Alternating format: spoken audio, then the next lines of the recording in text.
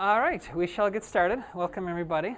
Good afternoon, good morning. No, it's morning still, so good morning.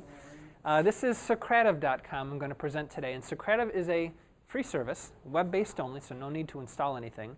And this service works across all devices that have a web browser on them. So we're talking iPad, iPod, laptop, desktop, BlackBerry, Kindle Fire, pretty much anything out there, expensive or cheap, that has a browser on it. So where I'd like to start first is with my outline. We're going to do a screen recording here. And I'm recording today's presentation so that I can put this up on my blog site for anyone that wants to check it out after the fact. So if I do go fast and there's something you want to revisit, you'll have that ability to do so. All right, the essential questions for this workshop. Question number one. These are when you walk out of the door today. I want to make sure everybody understands these. And my first one is, what devices can you use Socrative with? I kind of gave that away a moment ago, but that's okay.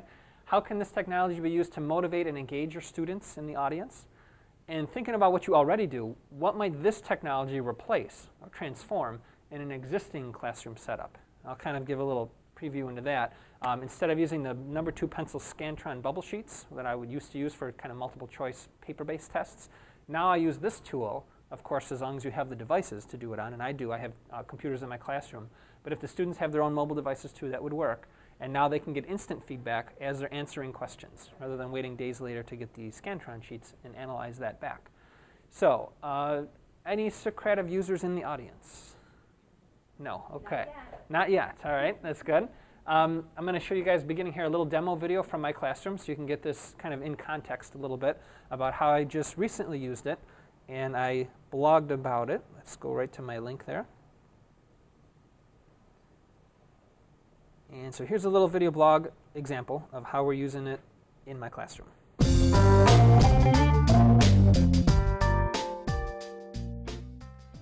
Hi, it's Rob Z from robztraining.com, and on today's video blog, I want to feature Socrative. Socrative is a website. It's a tool that you can use, and it's free, for administering tests or practice tests, or even kind of asking kids questions in class. It's what they call a student response system. I love it because it works on any web-enabled device. So we're talking the expensive iPads down to the cheap Android tablets or even an iPod Touch smartphone. Anything that has a web browser is fair game. You can use it with Socrative. So it's cross-platform as best as it can be. It's very easy to use. Didn't have to tell the kids any lengthy instructions. Just basically go to this website or launch the free app if that's the case. And here's my room number. And that's it. I verbally said that. I didn't even have to show them that. And they were able to figure that out. They have a really cool feature also called the space race, where I can have kids working in groups and they're kind of all trying to get the right answers to the questions, and there's a little spaceship that goes across the screen.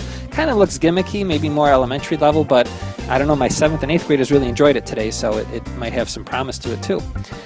It's catching on. Other teachers in the school now are using it for practice exams, and maybe even like me, they're using it for the final exam in place of Scantron number 2 pencil bubble sheets, which really with those things, you're waiting days to get feedback from a teacher. Whereas opposed with using this method, with Socrative, boom, you got it after each and every question. You know if you've got the answer right or wrong. So I really like it from a practice standpoint, but I'm going to experiment with it this year and use it as my final exam in place of a number 2 Scantron sheet. So it's catching on, hoping other teachers start using it, and you should try using it too if you're interested. Socrative.com, free site, something to check out. And if you're interested in more videos like this about things I'm doing in the classroom and other educational technology stuff, subscribe to my blog, robztraining.com. Thanks for watching. All right, now you saw very heavy usage of desktop computers there, just because I happen to be in a lab and use that, but it is very doable on mobile devices as well, which would be the majority of the other classrooms in the building. That, by the way, if you're curious how I made that, completely made with a free app called Videolicious. So if you have an iPad or an iPhone or iPod, Videolicious is a really cool app to check out. You simply tell your story like you saw me doing there, and that's all I had to do. All those videos and photos and stuff, I picked them, and I picked the order of how I wanted them to show, but I didn't edit them together. The app did that work for me, and it threw in the background music track too. So it's a way to make a polished video production like that with minimal effort. And I like it for video blogging, and the kids actually use it now too. So back to our outline here. We want to look at the overview of the different features that we have inside of Socrative. It's meant to be used, that's why the interface looks this way, on a handheld mobile device. That's why it's not a very glitzy or glamorous looking interface. It was done that way on purpose so that it's very simple and smart. You can run it just with a touch of your finger on a mobile device or on a full-size computer like I am now too, if you happen to be there. Engaging, I would agree with that. It gets really kids on board and motivated because now during a lecture type lesson, they're not necessarily just watching and writing notes, but they're actually responding back through their mobile devices. Assessment, you'll see today I'll show you some examples of how it presents the results to you at the end in a spreadsheet type file, which you can either download or have emailed to you right when you're done doing the event. Quick exercises are meant to be on the fly. You're going to see me differentiate today between on the fly quizzing, questioning, versus pre-made ones, which have a little bit more detail in them. So here they're showing you your options. You have multiple choice, and they're always going to present A through E, even if your choices are only, true or false. I shouldn't say that. If there were 3 choices, you're still going to have all 5 available on the screen. So I tend to make a multiple choice question have 5 choices, or I make 4 and I make one say none of these is an option. You have true or false on the fly, and you have short answer on the fly too. So kids can type in fragments of words or sentences or paragraphs or whatever, and that information can then be displayed up on the screen instantly too. So that's what we call the quick exercises. Also going to show you today the exit tickets, and they have it really bold up here, no need to prep. That's so true. It's just easy to press one button and launch an exit ticket for the kids to take.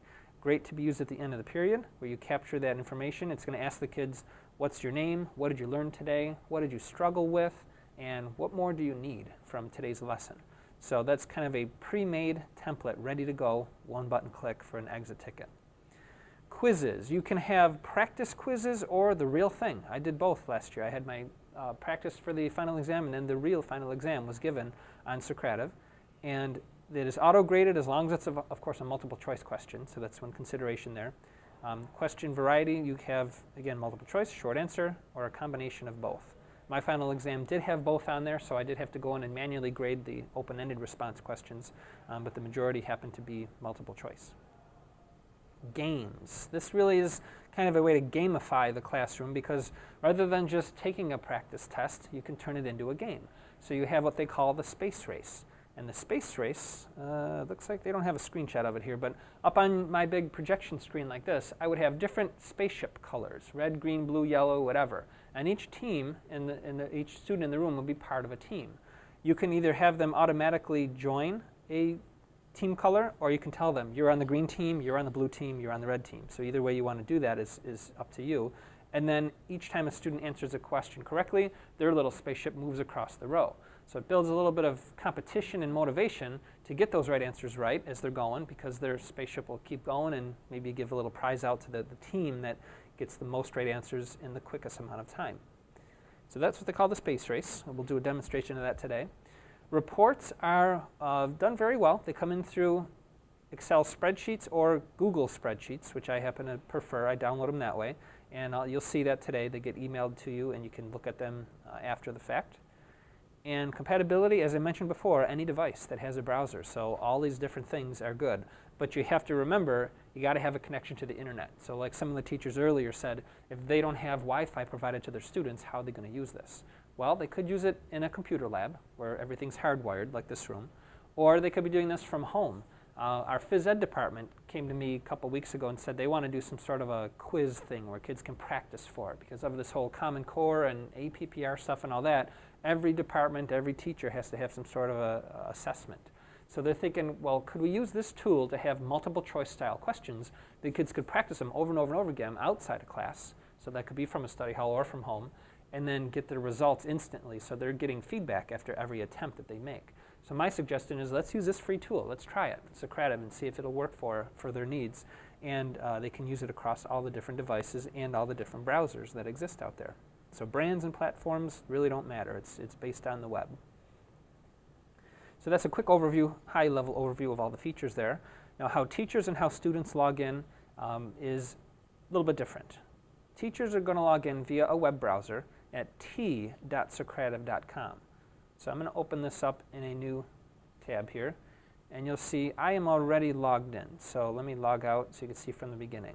When you register, by the way, they do recommend you use your school-based email address because that way they can verify you're a teacher at a school if need be. And so I've created that. I'll go ahead and say log in, and here's what the screen looks like. Now this is an adaptable window, meaning if I was looking at this on a small mobile device like so, it doesn't matter how wide or narrow the screen is because it just adapts to it.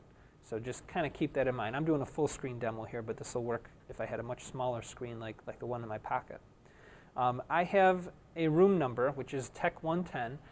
They give you one at random. So when you first sign up for the account, it'll say, XYZ 548. You can go in and change that room number to be Mrs. Jones 115, if that's your name and number there. So you can control that.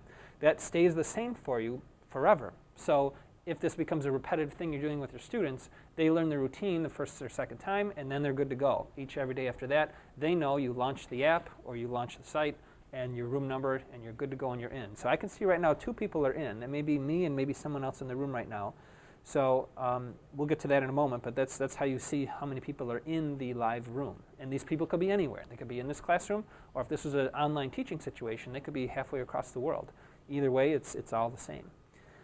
You can see we have a bunch of options here for single question activities or quiz-based activities. I kind of break these down between these are the on the fly, and these 3 are the pre-prepared ones.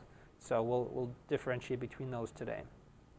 So we're going to go through all the different features here, but that's how you log in as a teacher. The other way, as I mentioned, is you can log in via the free apps that exist on iOS or Android, and those are hot links there to take you right to the app stores for those.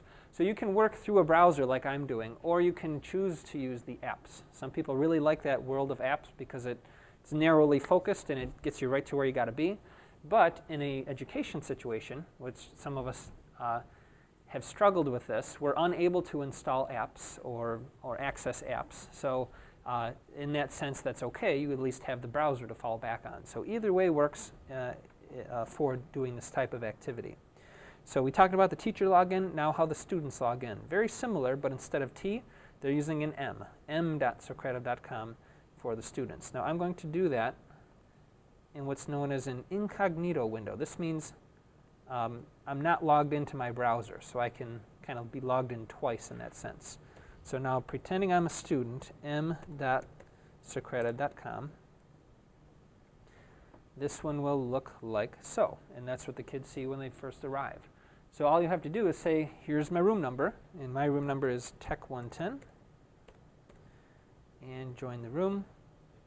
And it says I'm in the room and I'm waiting for the teacher to start the activity. So this little thing spins here to let you know that it has a live active connection. And if I multitask here, I can go, here's my teacher side. In fact, let me do this and kind of do a split screen method. So just so we don't get confused, on the left is the teacher and on the right is the student. So we are we'll show both screens that way. Students also can log in iOS or Android apps as well. So now let's do first the on-the-fly single question mode. This is with no advanced preparation. I'm going to ask you guys a question today on the fly, and I've kind of thought about this in advance. And so as a teacher now, is everybody in the room also? Everybody's in? Okay. So we're going to go to our multiple choice. Now what's going to happen is on your, there it goes on the right side of the screen, you get the 5 choices, A, B, C, D, E. So I'm doing this on the fly, so I have really not written anything down or typed in my question, so I'm going to verbally say my question to you right now. And the question is, it's a patriotic one, which color is not in the U.S. flag? Red, white, blue, purple. So which color is not in the U.S. flag? Red, white, blue, purple. So verbally I say that, and I see the answers are starting to come in now. And as you can see, mine is not communicating with you when I'm touching the oh, there it goes. Just a little delay? Okay. It might be a little delay, especially when we're all doing it and we're all kind of sharing the same Wi-Fi too. The results come in, and as you can see, they go up on the left-hand side here. So this just tells us our scale. We can see as more people are going, it comes in. So that's basically the idea. It's just done right on the fly with no advanced prep needed. If I had another question I wanted to ask, I would go to End Activity, and then I would just do it again. And it would launch another one, and I could ask a new question, and we could progress on with the class that way. So that's the multiple choice examples done on the fly. Right now, Rob. Yes. So on the fly can be oral. It can also be written. Yes, you could write it on your chalkboard or your whiteboard. You could do that too. Right. Yep. There's no way for you to type it in for the students to read. There is in what we're going to be coming to next, the quiz mode. And then when you do your report, is it as detailed as if you were using? No reports for these. Okay. I'm glad you brought that up. And on the fly one will not have any reports that go with it. So that is just purely formative assessment as you go. Nothing is tabulated that way. So if you need to have the reports, you would do what I'm about to show you in a couple minutes there, more of a quiz-based activity. So on the fly, no reports. That's right. On the fly is just meant to be no advanced prep and no saving of the data afterwards. So that I call is phase 1. Now phase 2, back to my outline here, is a true-false question.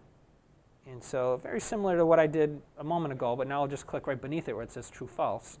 So this is going to give you the choices of true and false. So my question to you is, Al Gore created the internet, true or false?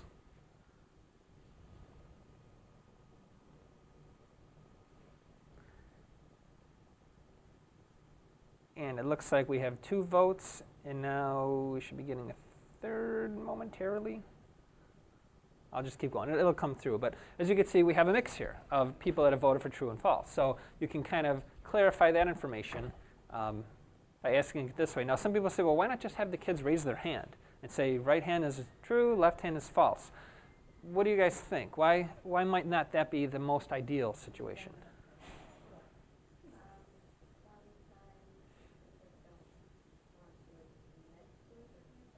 Very good. Very good. It's that intimidation factor, especially for, well, I was going to say especially for middle school, but it could be elementary or high school too. It could be really the whole K-12 spectrum. This way they're voting with their information. They're not having to raise hands or admit that they don't know or they're guessing or they're ashamed to say their answer, whatever the case may be. You have that anonymous capability here. So it looks like the majority of our voting audience right now chose false, and that is the correct answer I would reveal to you. It was created well before the Al Gore vice president times. All right, so my next one is a open-ended now, a short answer. In this one, we're going to have a little advantage of voting too. So let me go back to here. I'm going to say I'll end the activity. And notice on your student screens then, it wipes it away. Even if you didn't answer the question yet, since I'm running the show here, it would kill it off and kind of say, okay, focus you back on what's coming back. So the teacher has full control over what's being displayed on the student interface. So the third one now, on the fly mode, is called short answer. I'm going to ask you the question of, what is your favorite pizza topping? So you can type in your answer to that.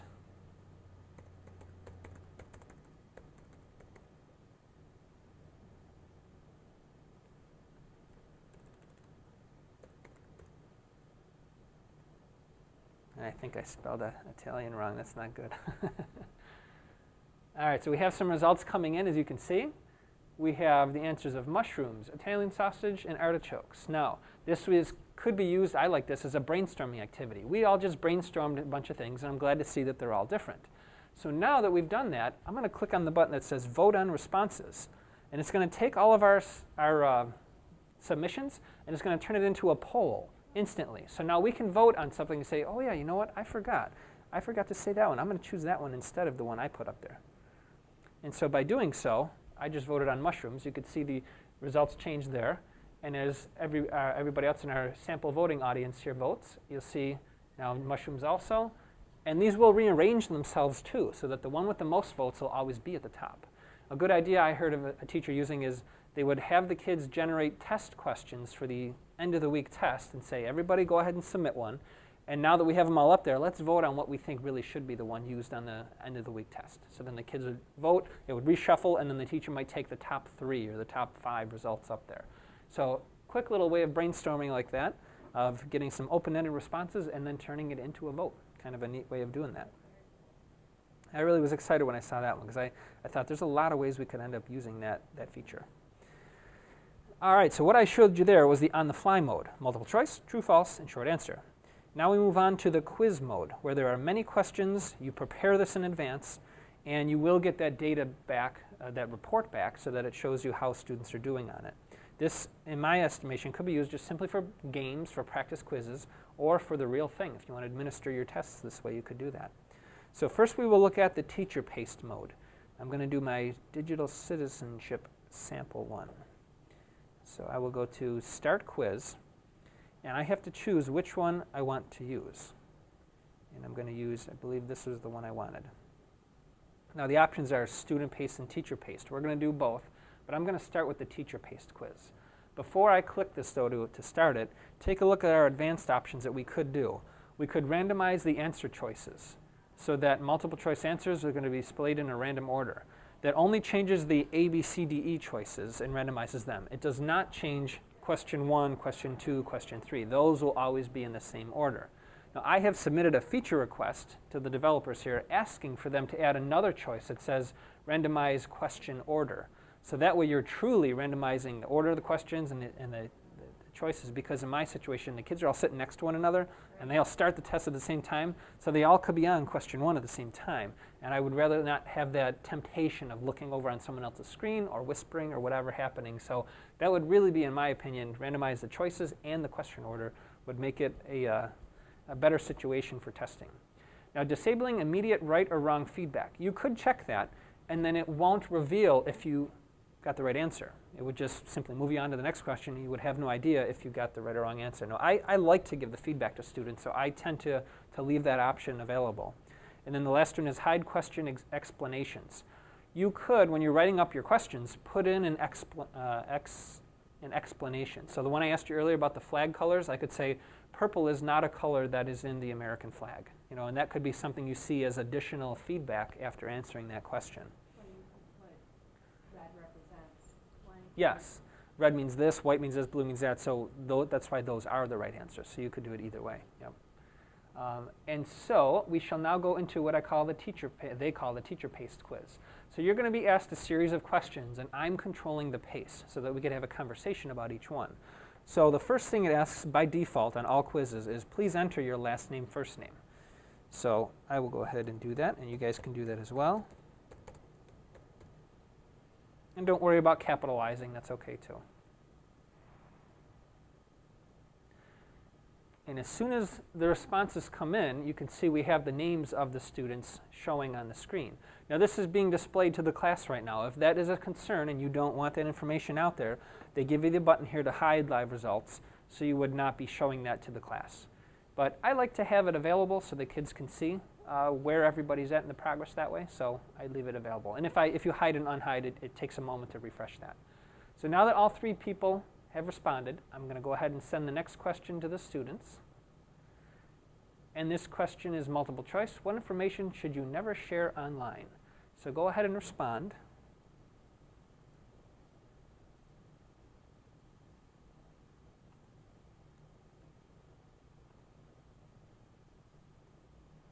And I see the responses are coming in, and it is unanimous with our sample voting audience here. We all voted the same way of your address. And that is correct. As you can see on my student side, we received the feedback, and we had the explanation as well, which was additional. How do you do that when you're setting up your quiz? I'm going to show you that. We're going to make a quiz, and you guys will come up with the questions, and I'll show you how you could put in those optional feedback bubbles like that too. And so we all responded that way. We might have a conversation at this point. Let's say we're ready. We'll move on. And I, as the teacher, now say, send next question to students. So I send you guys out to question 2. Go ahead and answer that one.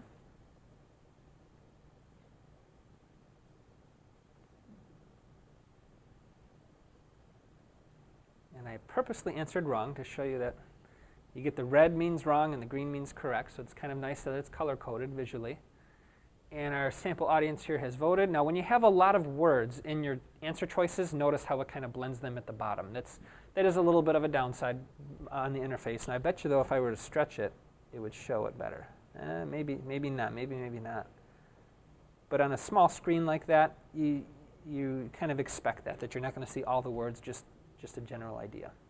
So everybody has voted. You can see 3 out of 3 have voted. So now I'll send the next question to the students.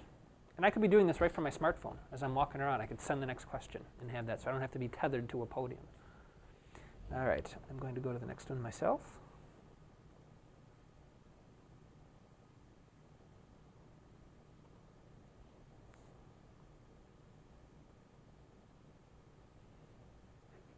And it looks like we have, we're not unanimous on this one. A couple different answers here. I answered it wrong on purpose.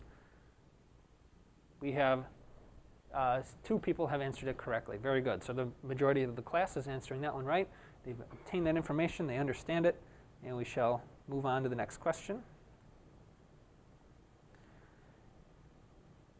And this question is, what should you do before opening a strange email message?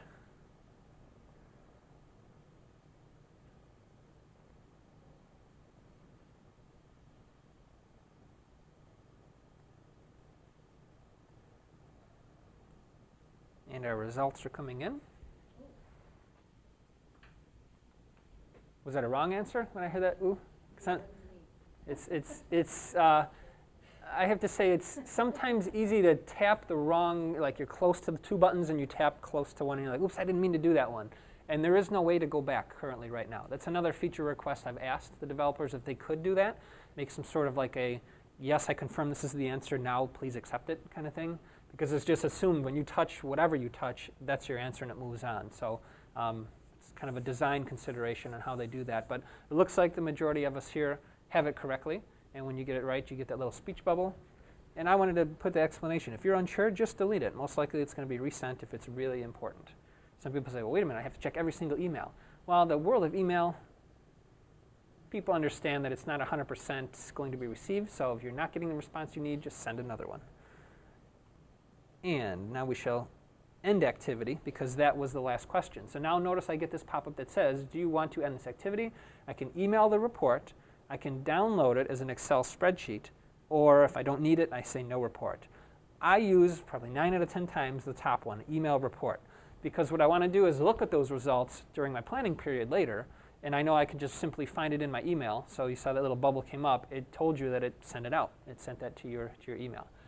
Even if I made a mistake there and I hit cancel or no report and I say, oh, wait a minute, I still want that report, it's not lost forever. You can still get to it.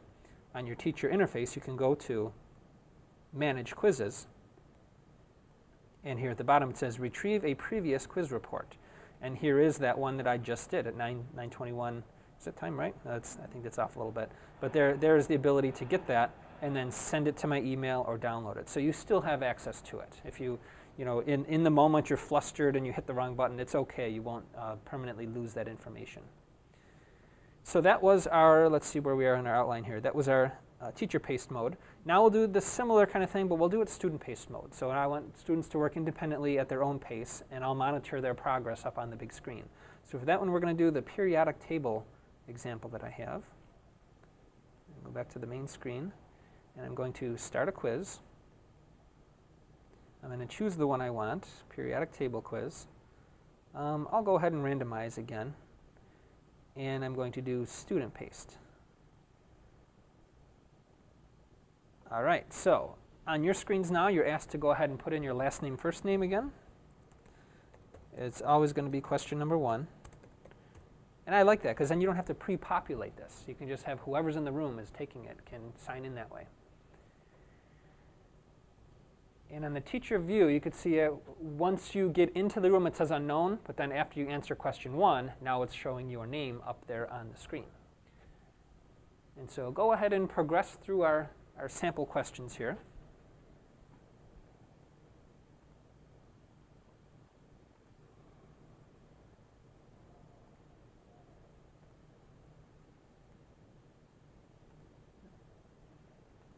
I made this one a while ago. I'm trying to remember the answers.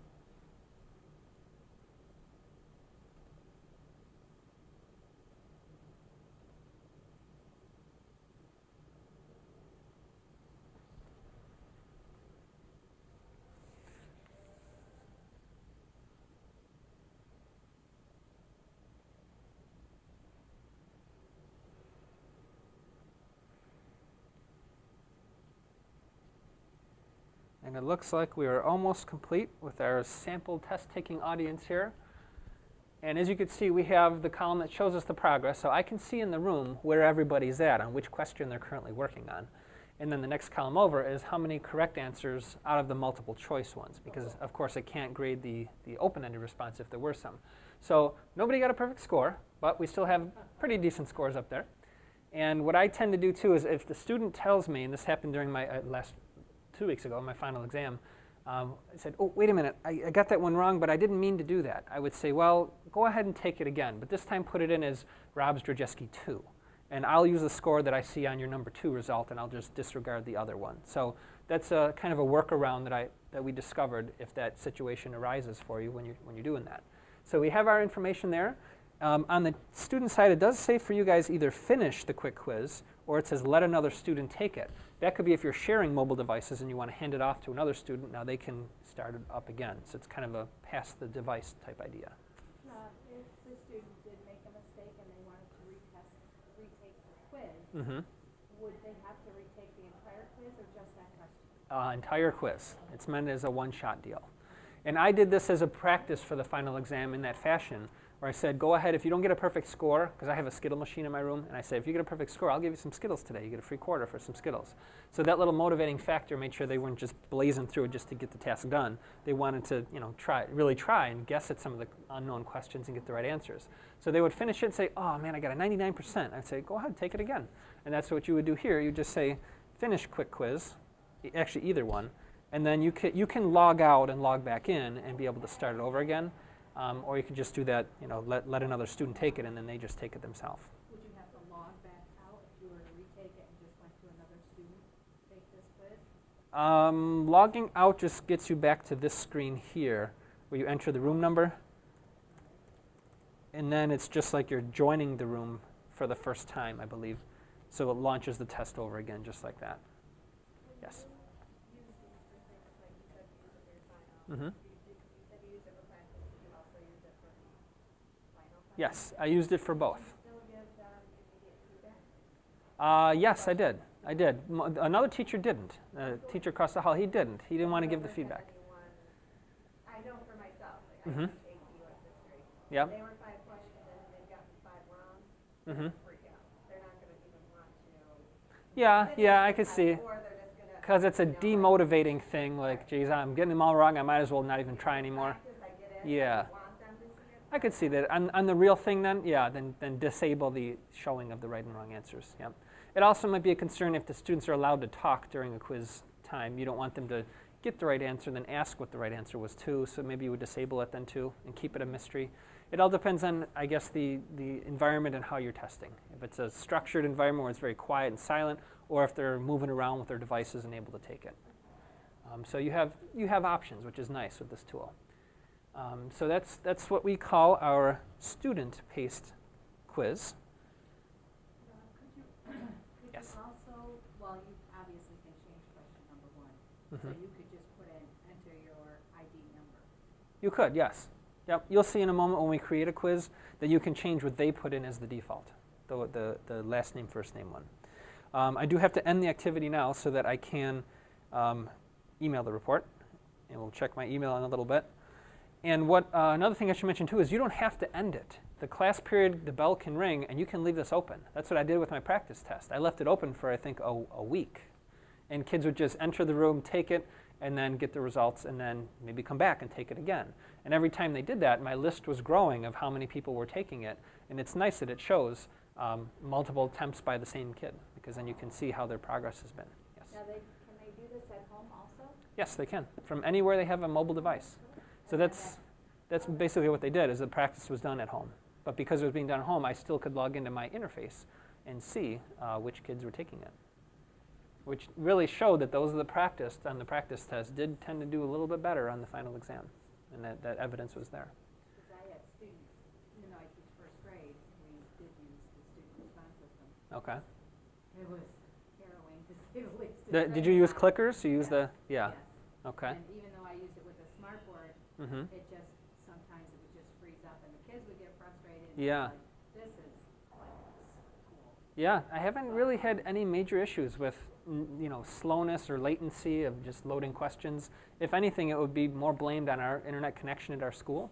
rather than the folks at the company that are hosting and it. they do fact worksheets, but for me, and see some of them do them at school at aftercare, Mm-hmm. which to me isn't a true assessment of what they're doing Mm-hmm. because they are getting support from the teachers that are running it, whereas at Right. home, hopefully they are still getting support, but I really like them to be able to do it Sure. independently. And Sure. ask for help when they need it. Yep. And this could be as they're doing their worksheet or their task, they're following along with a Socrative quiz that's made up for them, and then they get that instant feedback of whether it's right or wrong. That'd be a great combination of tools together. All right, so we are going next to the space race. No, actually, we're going to do the exit ticket first. So the exit ticket is a pre-built quiz that they kind of a template they made for you with one button click. So I'm going to click right now on exit ticket. And on your screens, you may do the usual routine here of put in your name.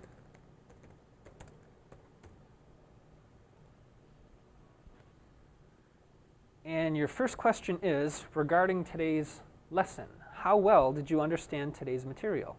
So being honest, you choose one of those choices.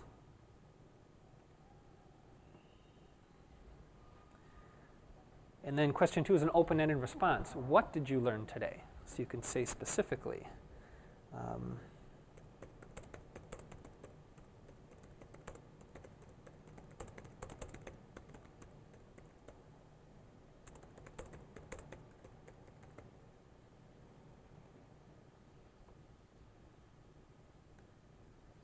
And then the next question asks you, please solve the problem on the board. So this kind of means as a teacher you have to think, throw in advance some sort of question of the day up there. So let's pretend I had a question on the board that said, what was your favorite part of today's lesson?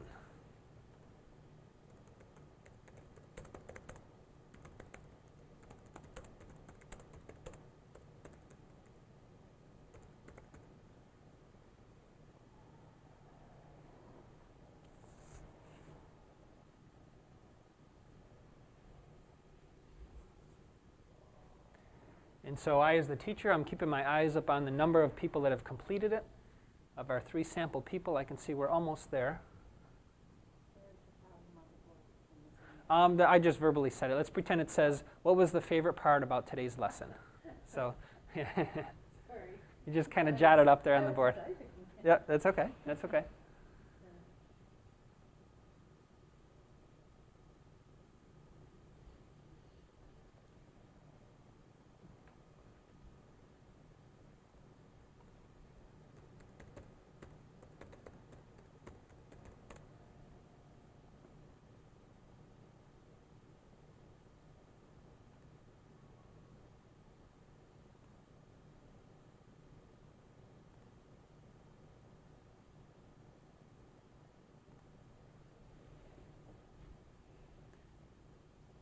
All right, so what I'm going to do now then is show you where all this data has been going. So you can see my the emails that have been sent to me. We can analyze some of the work that we saw. Is everybody ready to move on? All right, there it goes. So we got all 3 out of 3 sample people here have completed their ticket. We'll hit end activity, and this one will say go ahead and email it out. All right, changing gears here, we'll go check out my email here, and we'll look at the oldest one here we did from a little bit ago. Now you have options. It sends it as an attachment. You can view it, you can open it as a Google spreadsheet, or I can download it as an Excel file. So I usually prefer the middle option, to open it as a Google spreadsheet, because since we're a Google Apps school at Amherst, this then gets saved into my Google Docs account. So I can always revert back to it or search for it by keywords or whatever that way. So here's our 3 sample people that have taken it.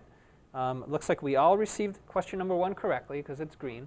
Somebody here, that would be me, got the wrong answer there, got the wrong answer there, and then this one, oh, it was the opposite. I got it right, and the rest of the people got it wrong there. So you can see instantly by color coding, which I think is great, especially when there's lots of students and lots of questions. You just scan right across, and at a glance, you can see which were those difficult questions or not.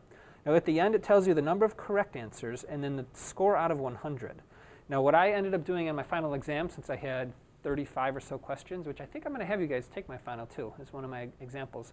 That column is way off at the end, and I want that column to be next to the names because I had to enter this data in my gradebook. So here's a quick little lesson on spreadsheets. What I did is I said, give me a column, one to the right, so I got a blank column here, And then I went to this column and I said copy. And then went to that column and paste.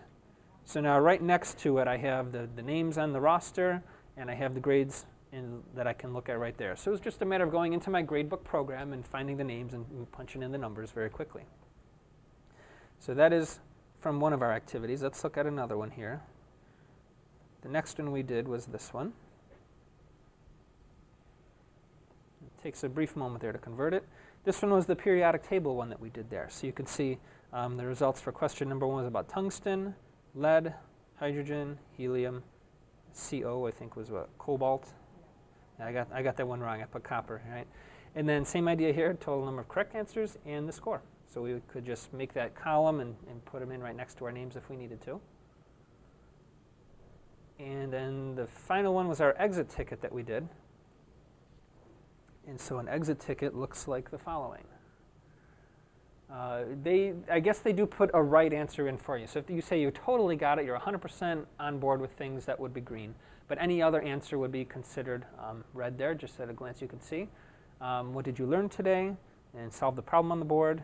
And then you kind of disregard the last 2 columns on an exit ticket. But it is helpful to see this. What did you learn today? Because I could see, did they learn what I wanted them to learn? Or did they totally pick up on something else that was kind of, to me, a secondary thing, but they looked at it as a primary thing? And then solving the problem on the board, of course, is helpful because that might relate directly to the lesson that was taught at that class period or during that time. So that's what an exit ticket report looks like. All right, so back here to our next phase, which is the space race mode. This is where I'll have you guys take, not the entire 30 questions, but I took some of the questions out for my final exam, and I want to show you how this works running it as a space race. I kind of envision this as doing it more for practice, because I think it might be a little bit too much pressure on the kids if it's the real final exam, and it's like, okay, for me to do well, I have to do it fast, kind of thing. So I look at it as maybe a gaming type way to practice, to do a little activity. So we'll go to space race, and let's see, select a saved quiz. I'm going to go with my copy of Mr. Z exam. And I get to choose the number of teams, 1 through 10 teams. Now, since there are 3 of us that are answering right now, I'm going to say there's 3 people. And auto-assign team colors. Let's see, if I leave this unchecked, it's going to give us all the ability to pick the color that we want. And that would mean before the quiz starts, I say, okay, this is the green table, the red table, and the blue table. And then I trust that the students end up picking the correct color. But if you want to just say, let's skip that whole piece, you can just check this box, and it's going to randomly assign us all to a team. So if you want to randomize, I would leave it checked. But sometimes you want to group students by ability or not by ability, so that might be a reason why you would not have that checked. So we'll go to next. And all right, so we all have our colors. So now on your screens, you should be seeing, yep, I have mine on the side here. It looks like I'm the blue team. Everybody has their color, so you'd start with your first and last name.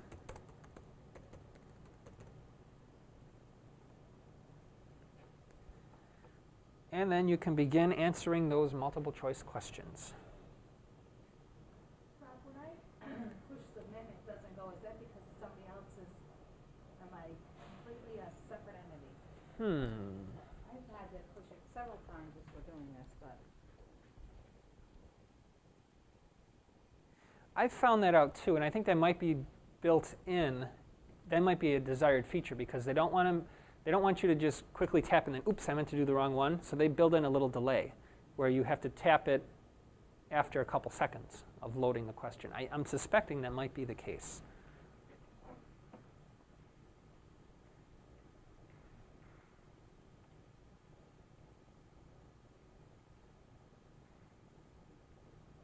You can see the blue team's catching up to the red team.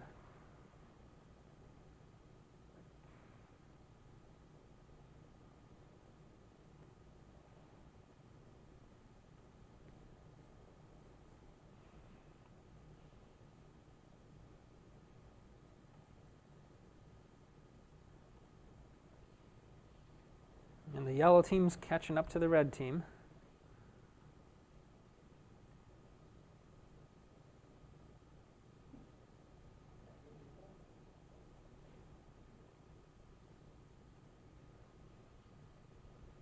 And the good news is all of our answers are still being kept. All that data for right and wrong, a report's still going to be made for this.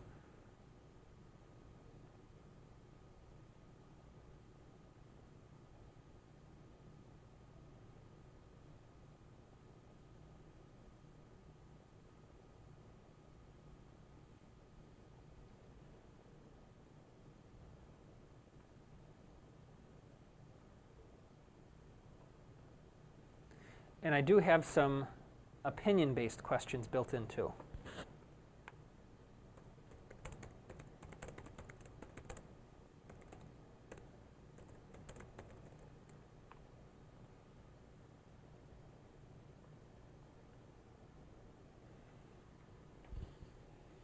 All right, now I finished mine, and it looks like I didn't make it all the way across. So I know for sure at this point I'm not going to be the winner here, which is fine. So I'm looking at the scores, and it looks like the red team is in the lead, and 2 more. So it's the yellow and the red must still be racing right now.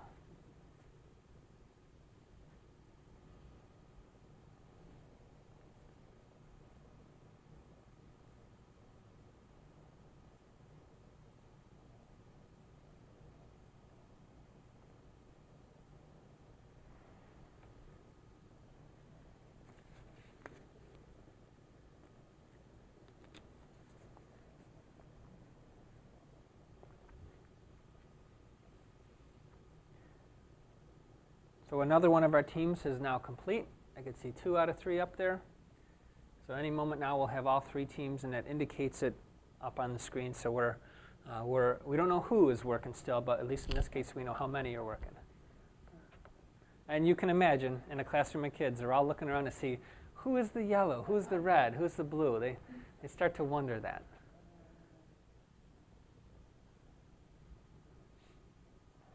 And there are, like I said before, there's up to 10 colors up here. So they give you ability in a typical classroom to maybe have groups as small as 2 to 3 students, if not larger.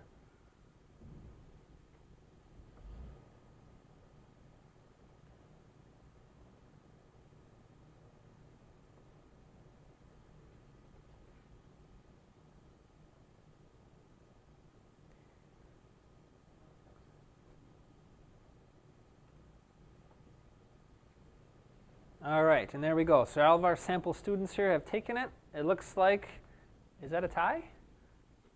I believe it's a tie. That's right, the yellow and red team tied. And so, because I hit end activity, it'll prompt me, what do we want to do? And I want to email the report to me. And it was just sent. So, let's check my email. And there it is, ready to go. So here's our results from the space race that the teacher then can analyze. And we have our team colors are on the left there, and our names of our students. Looks like we had a couple of wrong answers here. Here everybody had the keyboard shortcut wrong for Control P.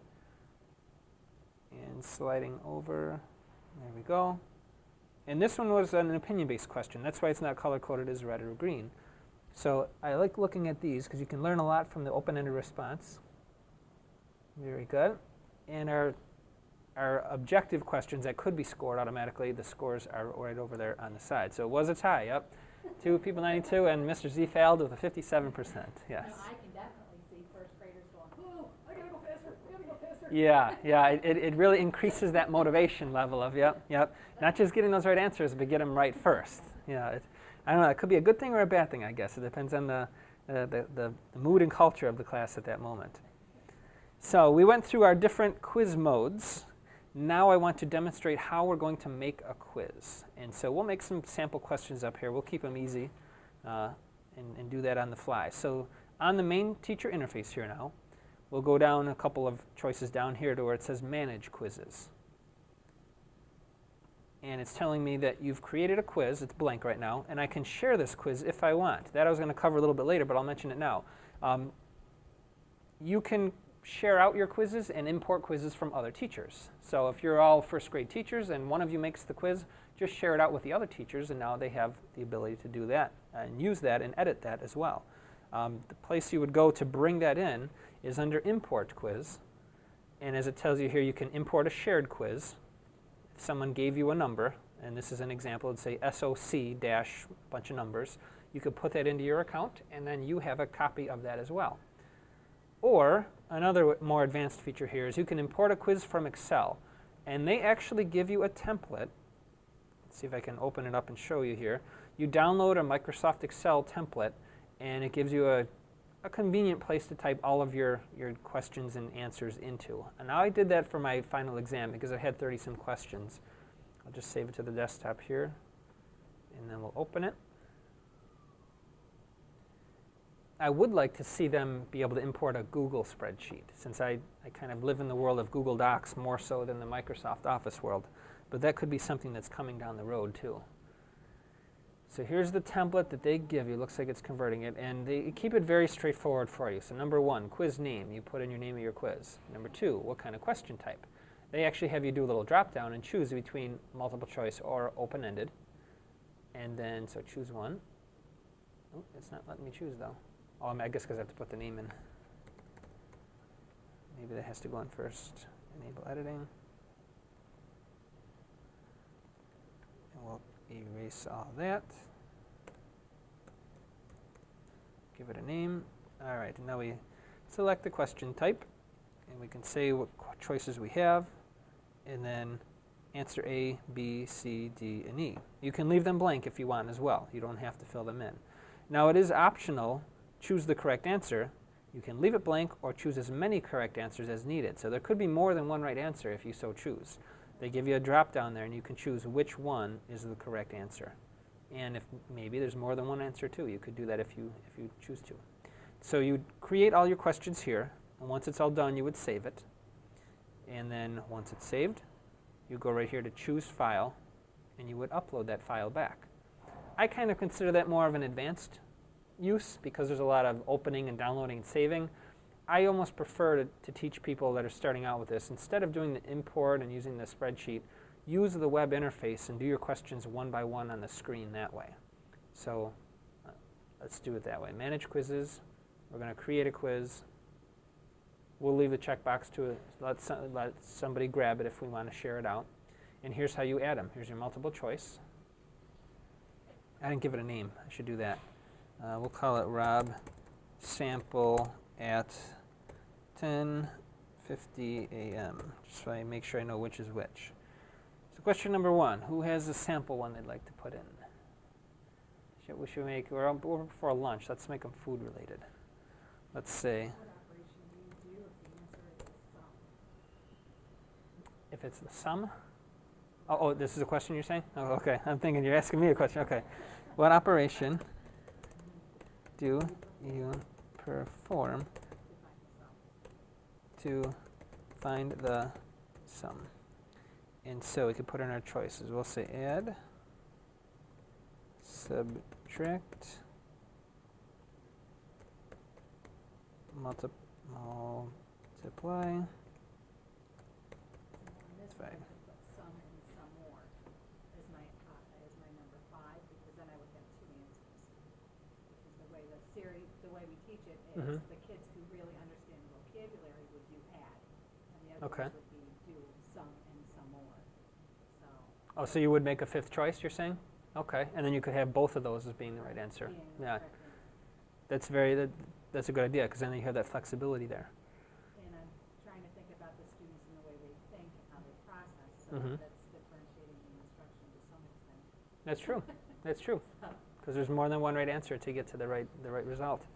Now, an explanation, what would you? They would see this regardless of getting it right or wrong. When you put one group together with another group, and again, you got to think about a first grader that. Yeah, thinking about how this would make sense to them. I might even just do a sample addition problem. So I could probably do both, right? I could do. You could. Yep. When you put some in a pile and add, and put some more in, you're adding, or you're finding the sum. Would you put items, or is that too big of a word? Yeah, no, you put some items objects, with other items together. You are adding. And then if you wanted to put that example. You do 6 plus 6 equals.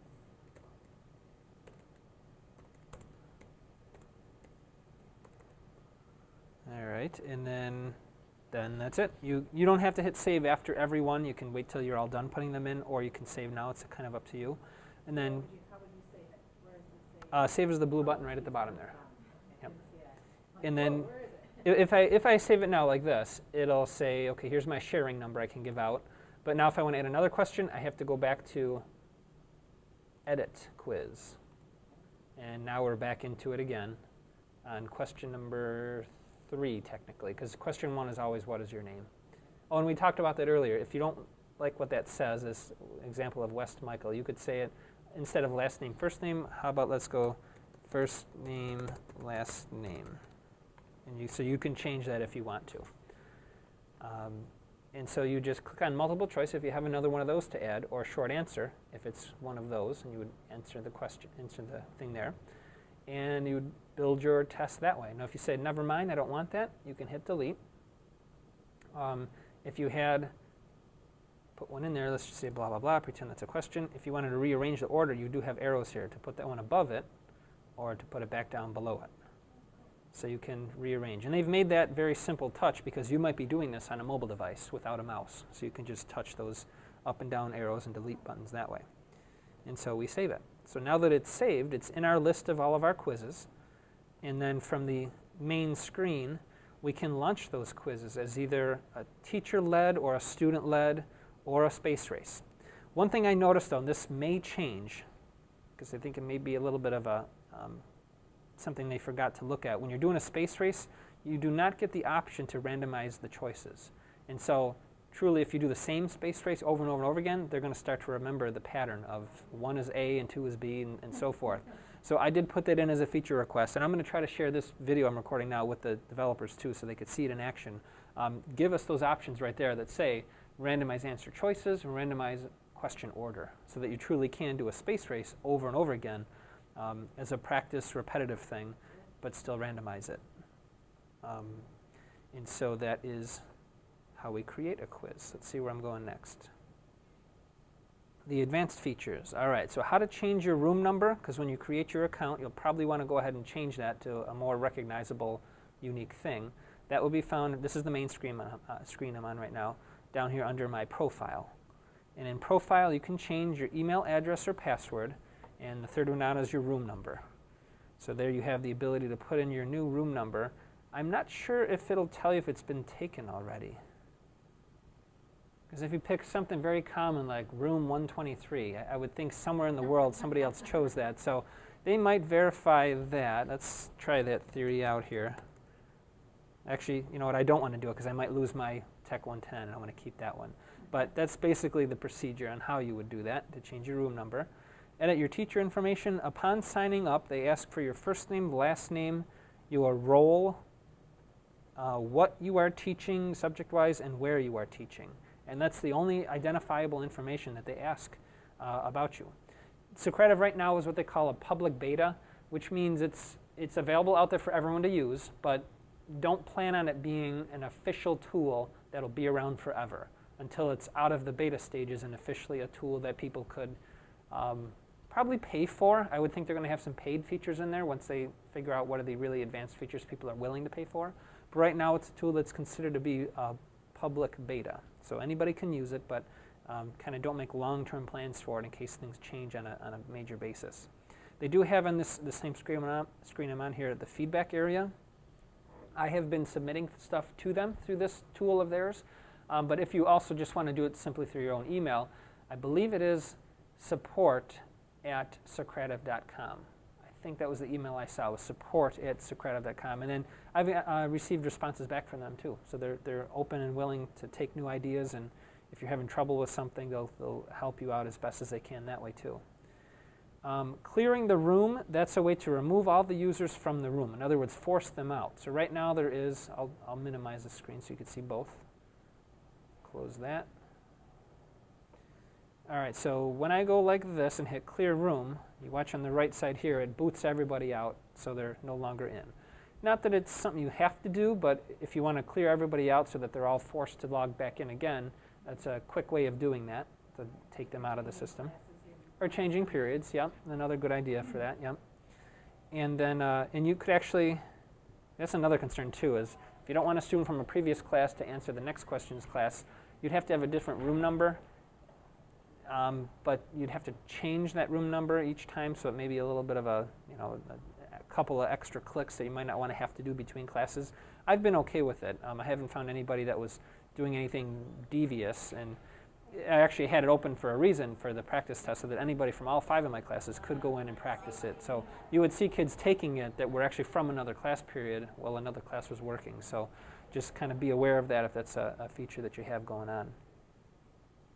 So we got to change your room number, share your quizzes with others. We showed you about that. It's kind of like a serial number that they give to each quiz. You can share that out. And then importing your quizzes via those Excel templates. All right, so we ran through it relatively quickly here. Questions that you guys have? Anything at all about what you saw? Yes? When you're doing something that a teacher pays either on the fly or a quiz, Mm-hmm. and someone comes in late, Ah. can she join in where you are, or does she have to be out? If it is a student-paced quiz, they'll start right from the beginning. If they come in late, they join up and they're brought right to question 1 when the rest of the class is farther ahead. But if it's a teacher-led, it'll bring them in to right where you're currently at. So they won't get a chance to catch up in that way. So that's a good consideration of which mode you're going to run it. There's another idea for your support team, Yeah. is to allow students who enter late to. Yeah, that could maybe be a checkbox feature. Yeah, allow late additions to catch up. Not let them do that. Yeah, True, you know, like if true. you're doing something, if there's someone who's chronically late and you're trying to get, Mm-hmm. you know, for us, if that's an issue with that person, we can say, Sure. look at how many times she. No, that's true. That's right. And upon entering the classroom, this would almost be a routine that you would enter the virtual room and be ready to go. Or to mark it somehow with a light. Mm-hmm. Is a Dropbox and put student arrived late. Yeah, and it would earmark those as so you would know that was a late addition. That might mean they were rushing through to catch up to the rest of the class too. That's a good feature request to add too. Anything else? Questions, comments, or suggestions? Creating this with and you're typing in there, I didn't notice, is there any sort of spell check? No, there's not, but I believe, because I spelled Italian wrong earlier, if you're using the Google Chrome browser, the Chrome browser itself acts as a spelling check. It'll underline it red, so I think you'll be safe there. I'm not sure if the other browsers support that or not, but now I think it's more of a function of the browser rather than a function of the website. Yep. Anything else you guys can think of? Remember I there. think it is so much more user-friendly than Mhm. Clicker. Yeah, if you're Big time. being a clicker user, you know both sides of the coin now. And we have some, I know there's a couple social studies teachers in my middle school that they went through the training to use the clickers because they wanted to. And nobody else went through the training, so it's kind of like an exclusive use that they get to use. But there's a learning curve for the teacher and then a learning curve for the students too. We have them, and I don't use them, but I observed the teacher who did. And Okay. one of the most frustrating parts of it was waiting to power them up. Yeah, the whole power up or the battery's good and And you didn't know yeah, who had which number, so you don't even know it's taking so long. And right. For her to put the questions in, it just seems like. Yep. With first graders, understanding that you thought you sent it, you didn't send it, your answer's highlighted, but you didn't send it. That's right. They learn those Yes, I did do it. digital citizenship things of how to operate. You did not do it. That's right. That's right. And in my room, I have 10 iPod Touches that are owned by the school, but then students have their own iPod Touches. So we can have a mix of devices across, and it doesn't matter.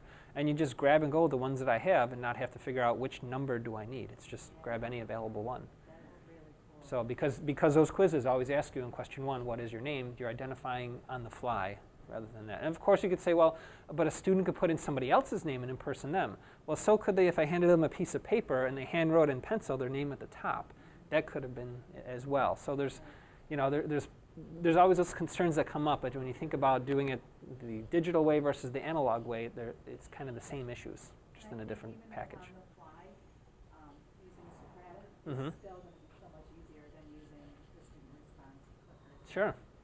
There's just so much more, I think there's so much more opportunity for a mistake regardless of what kind of mistake it is. Okay. Than it is to just be able to do it from another portable device or Sure. laptop. Sure, and I look at it from a money investment standpoint. If you're spending, I think those clickers started as low as $1,200, as much as $2,000 per classroom.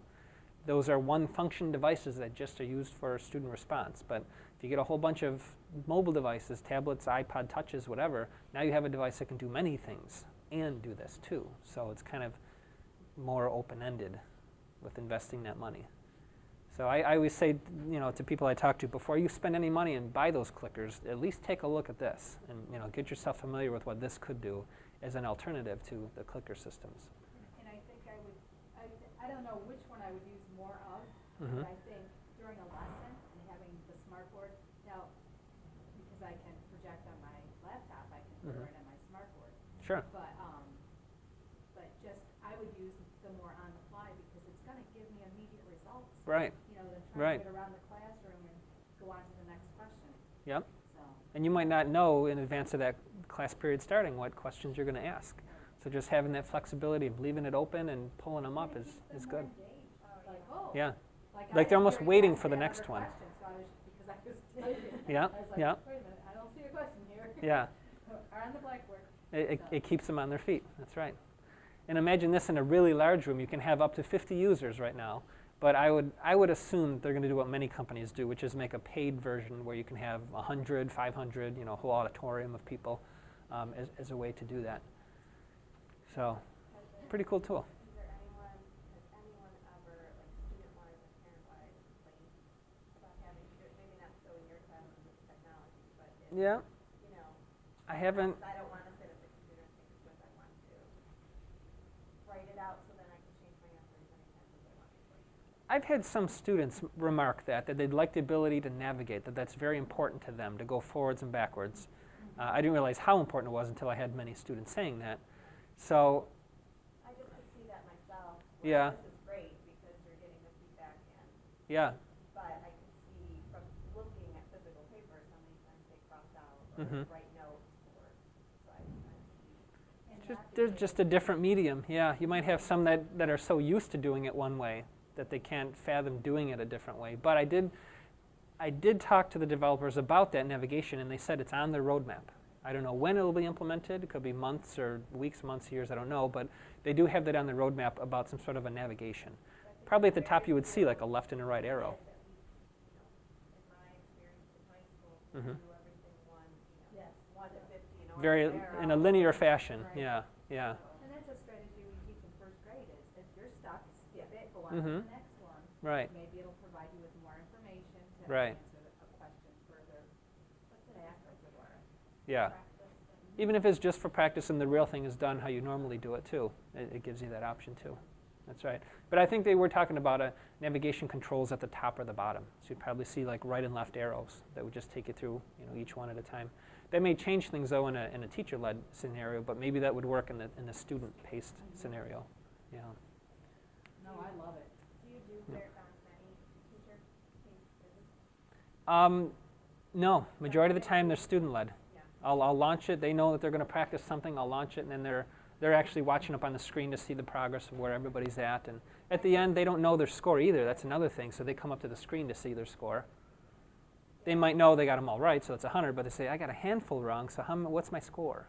So they want to see that. I could see for full class review, maybe something more teacher-based, but Yeah. how it's worked at such different pieces. And Yeah. even, when you're doing this oral review and answering questions, some kids get so frustrated. I didn't even get to the end yet. Yeah. You're already answering. So I can So keeping it student-paced and let them, and let them work on their own pace. Maybe there would be a way, that's another feature request idea, to have the grade be revealed at the end or not revealed.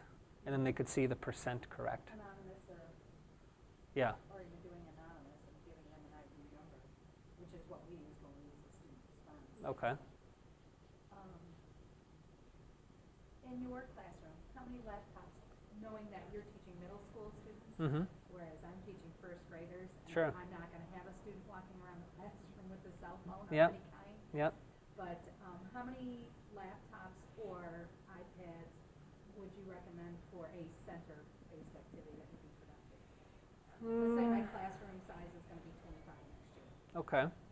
I would think it'd be nice always to have a half class set. So for you, I'd say a dozen or so. Can you help me get them? 10 to 15 would be nice. But even if you can get like 5, so you have 5 kids at a time working in the center. Well, because you probably in a center, you wouldn't have a dozen kids, right? It'd be smaller, 4, 5, 6. Probably not. Okay. Much smaller, yeah. Probably, Yeah. depending on class size.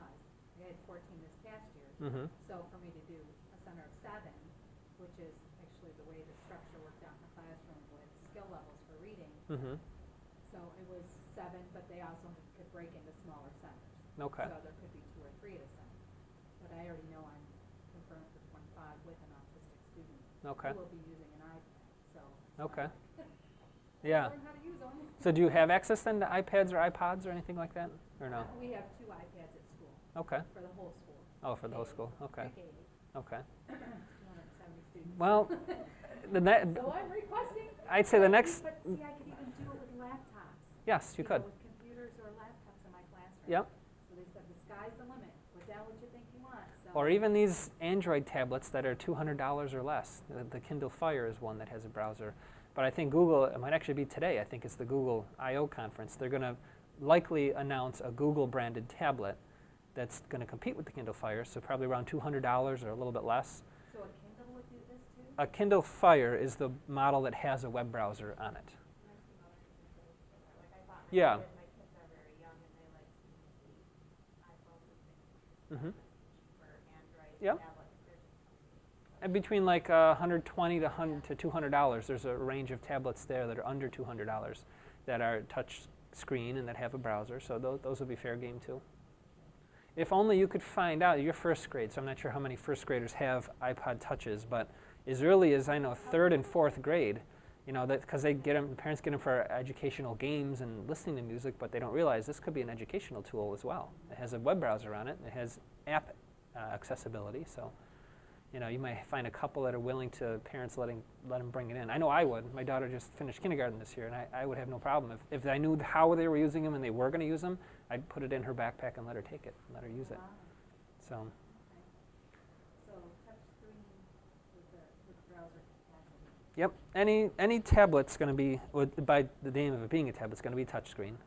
And there's ones that are under $200. They're generic brands, but they're all Android-based tablets. And I'm thinking that if Google launches their own tablet, that's going to really help too with the inexpensive tablet market. You know, although I love the $500 iPad, but I know there's a cost there to it. So, if only we could get them like half price for schools or something. Yeah, yeah. But they're so good, they know that people are still buying them even though they are full price. So that's something to be said for the quality of it. Do you know anything about smart tables? Yes, and they had one upstairs in where I presented yesterday. In the corner of the room there was one. We didn't turn it on, but I saw it there. I just wondered if you had any history on it, because we were slated to buy 2, one for a pre-K and one for a kindergarten. Okay. And then Liz says, don't buy them, buy iPads instead. Yeah, and I feel the same way about smart boards. Don't buy a smart board when you can buy an iPad. And then just get a projector and a screen, which is much cheaper than a smart board setup altogether. It's kind of like people aren't really seeing that we're past the age of smart boards now. Like, you know, don't get excited about installing a smart board in every classroom. It's really not the, So what can you know, that's a couple years back. Are you using your iPad? You would use an iPad, yeah, because it's the smart board in your hands. You can walk around with it and see what you're drawing on, and then this would be projecting on a screen that's $100 and a projector that's $600. So right there, you're looking at $700 for that versus $2,000 for a smart board. Okay, And then you add in the cost of the iPad. what kind of cables would you just need to have wireless? Through your Wi-Fi, yes. You could Google it now and find out and use the terms iPad as smart board. And you'll find a lot of schools that are doing this. It involves a couple of things. One of them is called an Apple TV device. And the Apple TV looks like a little hockey puck, and it's $99. And the Apple TV works wirelessly with the iPad. So the iPad's talking to the Apple TV device. Then the Apple TV is what's connected to your projector. So there's a couple of pieces of hardware there and some cabling there. It does rely on Wi-Fi, so you would have to have Wi-Fi in your classroom already existing. But there are other options too. If you have a Mac laptop, like a MacBook or an iMac, those have apps in them that lets you go wirelessly through the Wi-Fi from your iPad to the screen of your Mac, and then your Mac is what's connected to the projector. So you can do it without the Apple TV device too. Okay, we have an Apple. So there's a couple ways to do it. There's even ways now to do it with Windows computers. There's I think like a month ago I saw that where it's finally available. You have to have Windows 7 though. Can't have Windows XP like all of our classrooms do. And it's a Windows 7 software app that you would install that as long as you're on the same Wi-Fi, your screen of your iPad can now go on the screen of your Windows computer. And then your Windows computer is what's connected to the projector. So it can be done, but it's very straightforward because there's so many different options and variables there. But if you're interested in doing it, I would Google that and search for iPad as smartboard or iPad whiteboard, something like that. And there's even, I switch to my iPad here. Yeah, it's a relatively new idea, but it's grabbing educational technology market really fast because a lot of schools and teachers themselves, like me, this is not school property, this is my own iPad, but I'll use it in school if I can use it with what the school has for a projector, you know. But this one here on the right called Doceri is an interesting one because you control your Windows or Mac computer with it. It's like a remote control. I can remote the screen of this and simultaneously be projecting it on the screen. I don't think it's gonna work because I'm not on the same Wi-Fi, but we can try it. Or I'm not, no, it's not going to work because I'm not on the same Wi-Fi network. Yeah, my laptop's on a different network. But assuming we were on the same, because I do this from home when I'm on my home Wi-Fi, I can, on my iPad screen, be controlling my Windows computer. I can right-click and I can scroll things and control that. So if you already have a smartboard, that's your way of controlling your Windows or Mac software from your iPad.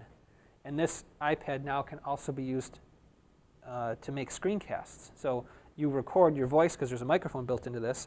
You'd hit record and you do your lesson and you do your talking, draw on your screen, remote control things, and that all would be recorded. And then it's available to watch as a video later for the kid that wasn't there or the parent that's curious what happened in class today. And you could email So, the house. yes. Or I would just put it on my teacher webpage so that it's available for anyone that wants to go find it, could go look at it. So that technology is making its way in. I mean, it's kind of the iPads are taking place of installing expensive smartboards permanently on the wall. And I've heard of some schools that are even paying an additional $800 for their $3,000 smartboard because there's a child in a wheelchair in the class and they can't reach it. So now they have this hardware that makes it come out and then lower down, which makes the whole arm and projector have to move with it as well. So it's like I'm thinking they're spending just $800 for that add-on. Well, this is $500 right here, and you already have the projector with it anyway. So, you know, think carefully before you spend your money because there's better ways to do that. Yeah, and same thing with this here. These two devices are document cameras. They both do the same thing, but this is $69, and this is probably $1,000, $800, $900, $1,000. And this is not very portable, but this thing collapses down, and I carry it with me right in this little case like this. So I can take my document camera anywhere that I go. That's Yep. the same thing as Almo. Yep. Actually, here, I'll show you. I'll switch back to the laptop. What is that tool called? This is called the IPEVO. IPEVO is the brand name, IPEVO. IPEVO Point to View is what it's called, the IPEVO Point to View. However, I recommend $20 more, the IPEVO Ziggy, Z-I-G-G-I. The Ziggy they built off of this and they made it taller, they made more buttons on it, and I think the image is a little bit better too. So they have the IPEVO and the Ziggy, $69 and $89. And they're collapsible and portable. I have it running now for my other workshop there. So I'll go full screen with it. And so I can use it to record or just put it on the screen like that, and then I can do whatever I'm going to do. And this way you actually get to see where the fingers are going, whereas before you couldn't see it. So that is the document camera. And there's no microphone on it, so if you're going to use it for Skype or whatever, you'd still have to have some sort of microphone on it. But it's a great way to, you can even take pictures with it. So if I want to take a picture of the screen, I can hit the little snapshot button on the top, and then I took a picture of that so I can go at a review. And these are the pictures that I took.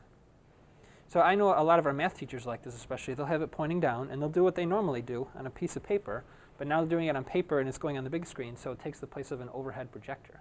No more transparencies, and you can be recording the screen now, so unlike with the transparency, you do it and it's done. This way you could record what you're doing. And that's this afternoon, my 1 hour presentation is on screencasting. I'm going to cover how you can do that, how you can record your screen with whatever you're drawing and doing, and then have it available as a video to watch later. So that's what we call a screencast. It is a video. We're making a video when we use the screencasting software. And then we upload it to the web. It could go to YouTube, it could go to SchoolTube, it could go on my teacher webpage, and that way everybody has access to it that needs to get to that. So screencasting is a big one. At first everybody thought, well, you don't need a screencast unless you're an online teacher. But no, even if you're a face-to-face teacher, you still would want to do it, because why not record the lesson you're doing and then make it available for watching later? Or assign that as the whole flipped classroom model, where you watch the teacher's instruction from home, and then when you come into class, you do the homework, the independent practice, with the benefit of having the teacher around to help with that. You're going to hear a lot about the flipped classroom. That started about 8-9 months ago. In this upcoming school year now, they're rolling out a whole lot of resources for that, to have teachers, especially math is where it started, math and science, to have a flipped classroom. So it's more secondary teachers. So the screencasting is what you do to flip the classroom? Yes. So that rather than a live lecture where everybody's hearing the same thing at the same time at the same pace, you then can pause and re-listen if need be, and take it at your own pace that way.